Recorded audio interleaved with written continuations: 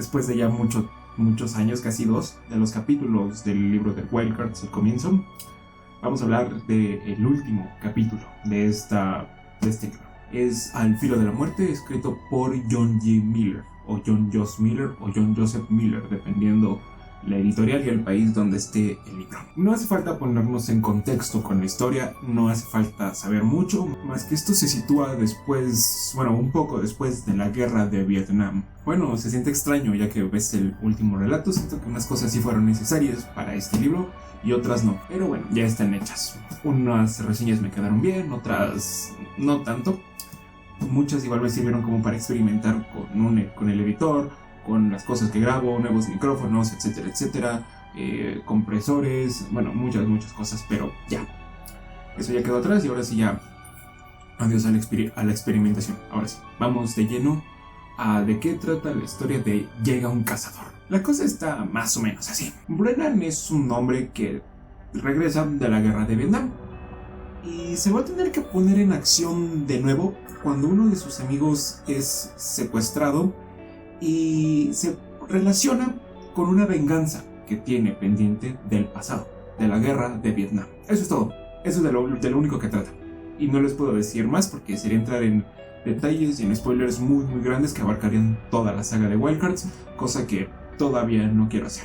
Aunque sí me queda un buen tramo para concluir la saga de Wildcards. No tengo nada malo que decir respecto a esto, más que es una historia muy corta de apenas unas 23 páginas. Es lo único malo que tengo que decir. De ahí en fuera, este relato a mí se me hace perfecto. No es mi favorito porque es demasiado corto, pero si fuera un poco más largo, sería mi favorito de toda la saga de del primer libro de Wildcards. Lo que a mí más me gustó del relato de Llega un cazador es que los personajes están bien definidos. Apenas si aparecen, tú ya los conoces, sientes que ya los conoces. Por ejemplo, cuando te introducen a Brennan, te das cuenta de que él no es un as, él no es un Joker, él es un humano común y corriente que está entrenado y que tiene una vendetta pendiente con algo que todavía no sabemos qué es. Lo mismo con los otros personajes, como por ejemplo, ¿quién?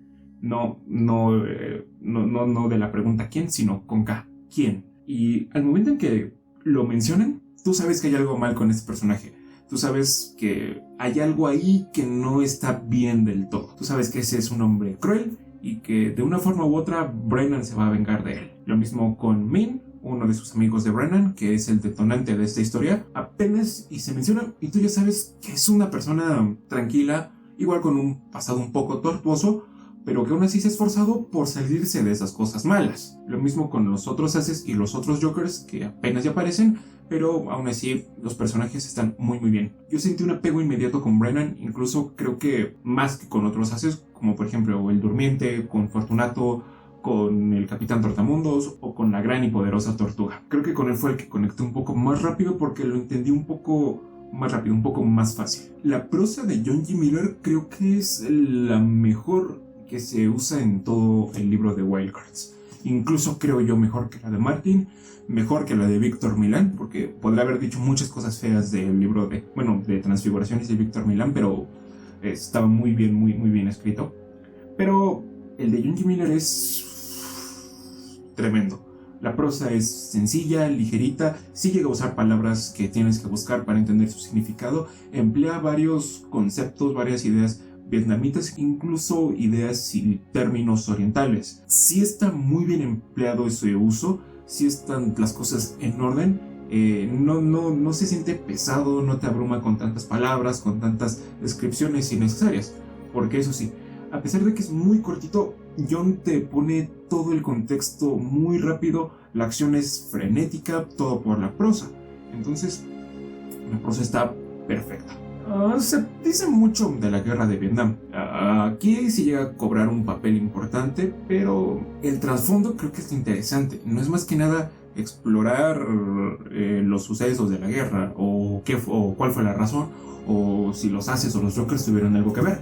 No. Aquí se trata en abarcar las repercusiones de las repercusiones de la guerra, y no en un modo hippie o en un modo trágico social o en un modo trágico político, sino realmente qué es lo que le pasa a las personas después de una guerra. Si montan un restaurante, se alejan de la humanidad, pasan a vivir a las montañas, regresan a su vida de militares, o qué pasa con esas personas. El cuento se centra en eso, se centra en relatarnos qué es lo que pasa después de la guerra, qué es lo que hay en la mente de una persona y cómo esta cambia drásticamente. El hecho de que el relato se llame Llega un cazador no es en vano. Brennan es realmente un cazador, y uno muy, muy bueno. Con esto llegan las razones de los personajes. Sí, están bien definidos, pero el hecho de que estén definidos no significa que estén bien explotados o bien ejecutados, como me pasó muchas veces con varios personajes en este libro. Brennan es perfecto, es un hombre cruel, violento, pero que tiene una moral inquebrantable, una moral intachable, que puede hacer cosas feas, pero por las razones correctas sin llegar a ser un antihéroe. Él busca justicia, pero a su modo, y a su modo él está haciendo lo correcto. Con esto quieres saber cuáles son las razones por las que Brennan busca venganza, por la cual él quiere acabar con quién. Eso suena extraño, pero así se llama el personaje. ¿Quién? ¿Cómo funciona su arco? O sea, quieres saber todo de él. Ya, quieres saberlo todo apenas se aparece. Pero para fortuna o para desgracia de los lectores, el arco de Brennan y su venganza se extiende muchísimos libros. En el primero se nos introduce, en el segundo no tiene una repercusión muy grande porque nos centramos más que nada en esto de la colmena, pero en el tercero las cosas están mucho mejor. Y aquí llega a ser una parte importante de la trama, incluso como que ya conocemos un poco más de Brennan y de quién y todo lo que pasa alrededor de este personaje. Y por cierto, ya casi le toca su reseña a este de aquí.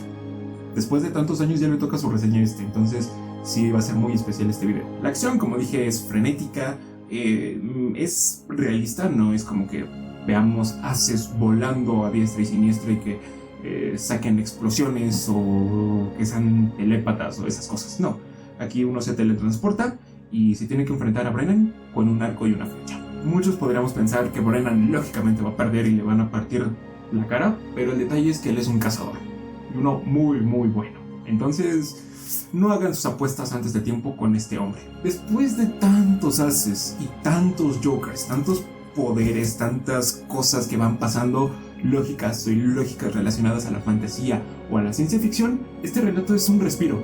Sientes una empatía inmediata con este personaje porque es un humano. No es un as, no es un joker, no es un alienígena. Es un humano. Tiene habilidades y eso le mantiene su moral firme. No tiene que lidiar con un trauma o con un cambio físico.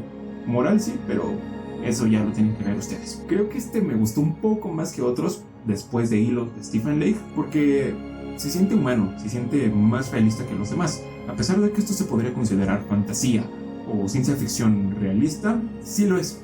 Pero el hecho de que se incluya a un humano entre tantos personajes poderosos destaca para mí un poco más que los demás.